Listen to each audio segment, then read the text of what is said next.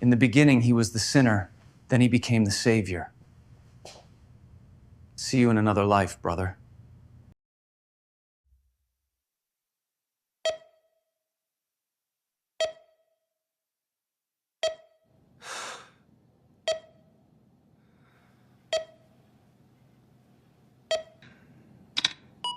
In the heart of a mysterious island, buried deep in a forgotten station, sat a man pressing a button every 108 minutes. And one day, he didn't. In that moment, as he looked away from the countdown, Oceanic Flight 815 fell from the sky.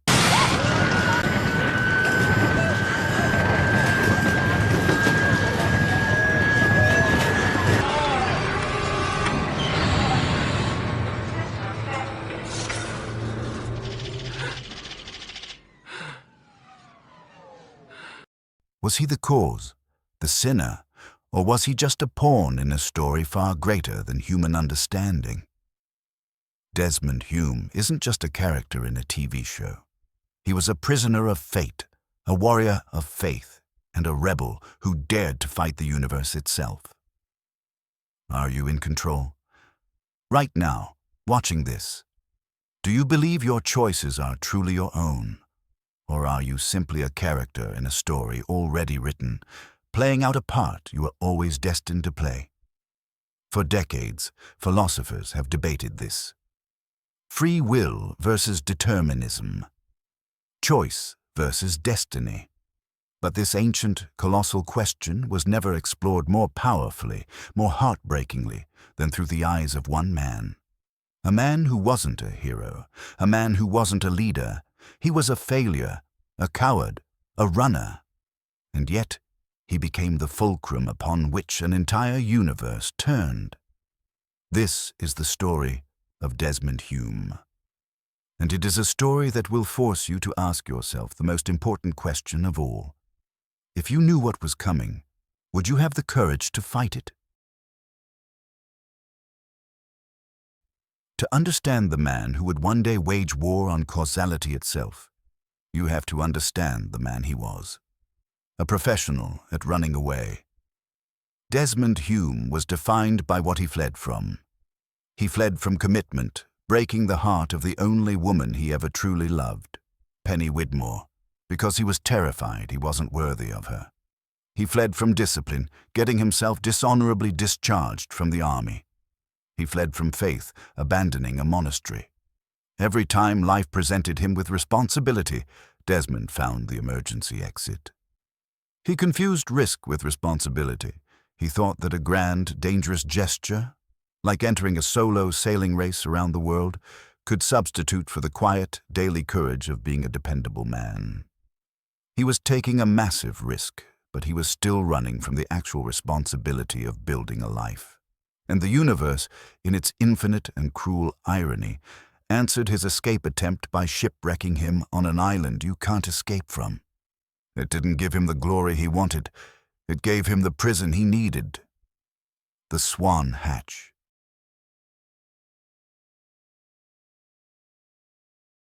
And here, he becomes a perfect, modern incarnation of a Greek myth. Sisyphus, the man condemned by the gods to forever push a boulder up a hill, only to watch it roll back down.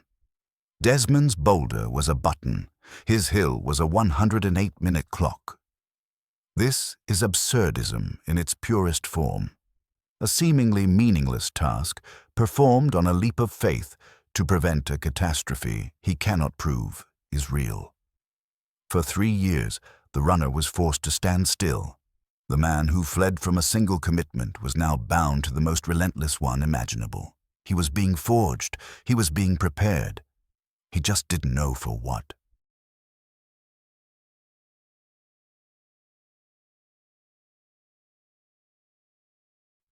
Everything changes when he turns the failsafe key. The hatch implodes in a flash of violent purple light. But this electromagnetic blast doesn't kill him. It breaks him.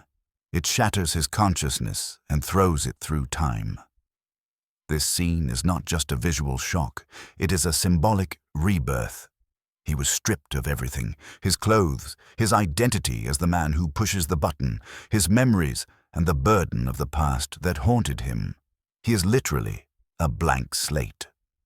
This nudity represents his new state. He is now pure, without masks, and completely exposed to his new destiny. He's no longer Desmond, the prisoner of the hatch, but a new entity, free from his past, yet connected to the island in a way he doesn't yet understand. It is a forced reset, preparing him for the greater role he is about to play. He begins to see flashes, glimpses of a future stained with tragedy.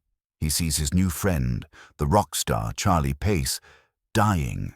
And in that moment, Desmond's personal war begins. His opponent, the entire universe. This is where the philosophical debate becomes a life or death struggle. Desmond, the man who never took a stand, now stands against destiny itself. He refuses to accept what he's seen. He saves him from drowning in the ocean. He builds a lightning rod to save him from a bolt from the heavens. He tackles him out of the way of one of Rousseau's traps. Each time, Desmond stares into the face of fate and screams, "No!" He is a glitch in the matrix, a rebel fighting the source code of reality. But the universe has a way of course-correcting. This is the terrifying wisdom imparted to him by the enigmatic Eloise Hawking. She explains it with chilling simplicity. You can push a man out of the way of a falling piano, but he'll just slip in the shower the next day. You can stop him from choking on a fishbone, but he'll get hit by a taxi. The destination is fixed. All you can change are the stops along the way.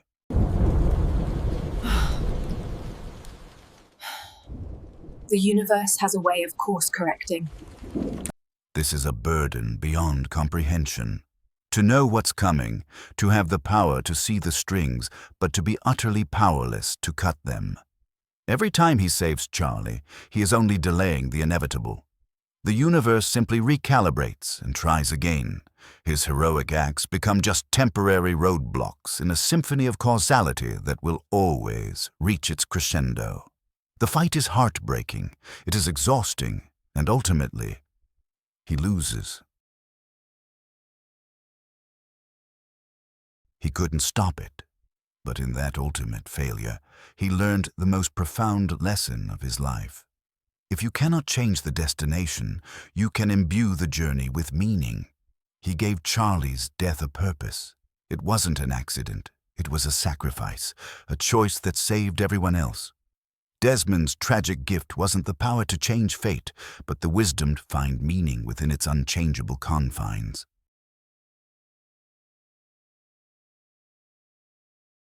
But if determinism is the iron law of this universe, Desmond discovered the one force that could bend its rules, the one power that could stare into the abyss of cosmic indifference and not just survive, but triumph.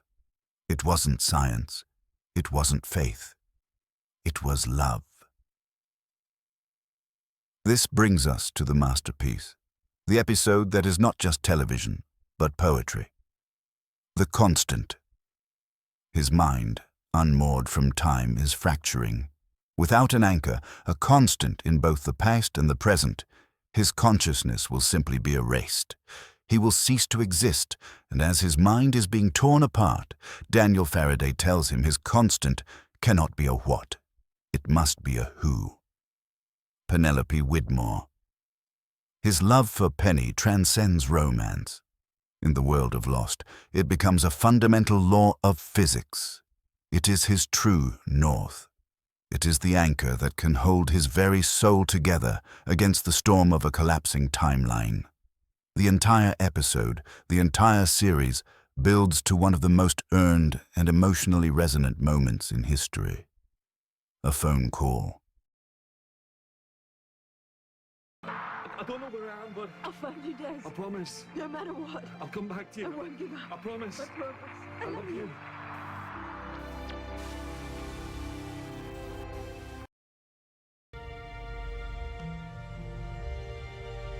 It was enough. I'm perfect. That call is everything. It is the victory. It is the triumph of a human promise over the cold, unfeeling mechanics of the cosmos. It proves that while the universe may have a grand, unchangeable plan, the connections we forge are what save us.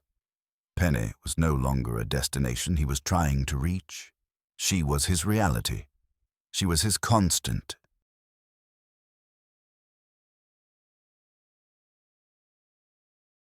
Remember the scene when Syed finds him and says that the man in black, embodied in the form of John Locke, needs him for a mission. The old Desmond would have refused, resisted, run away. But the new Desmond, who understood his role in the cosmic fabric of the island, answers with complete calm and confidence. Okay. This is not the answer of a defeated man, but the answer of a man who has surrendered to something greater than himself. He knows his fate is no longer his own, and that there is a part he must play to finish the story. This scene is the ultimate embodiment of his transformation. He is no longer running from responsibility, he is walking towards it willingly, even if it leads him into certain danger. He understood that the right thing is not always the safe thing, and that his true responsibility is to face his destiny, not to run from it. In the end, Desmond's journey comes full circle. He started as a coward running from life. He became a prisoner pushing a button. He evolved into a prophet wrestling with fate. And finally, he became a savior who understood the ultimate choice. When he is told his destiny is to sacrifice himself at the heart of the island, he accepts. The old Desmond, the man who resigns himself to fate, is ready. But he survives. And in that survival, he makes his final, most important choice. He rejects the grand, tragic destiny laid out for him. He chooses Penny, he chooses his son, he chooses a simple, human life. His greatest act of free will was not fighting the universe, it was choosing happiness. So what does the story of Desmond Hume leave us with? What is the lesson for us, here, in our own lives, with our own struggles against what feels inevitable? First, find purpose in your struggle. We all have a button to push, a repetitive, seemingly absurd task.